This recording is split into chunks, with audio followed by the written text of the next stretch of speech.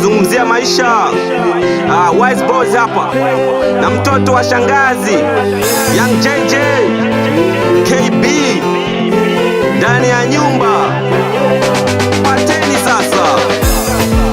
Ni maisha ya dunia yatupasa tufanye kazi, imeandikwa siyefanya kazi na si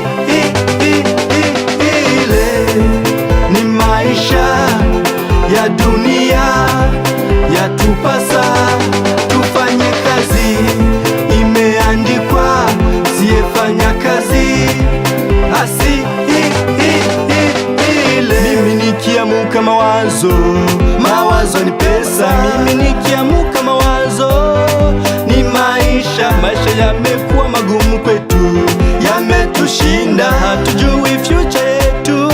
Tunaifikiri kazi tunaweza tukafanya, pesa tunaweza tukapata,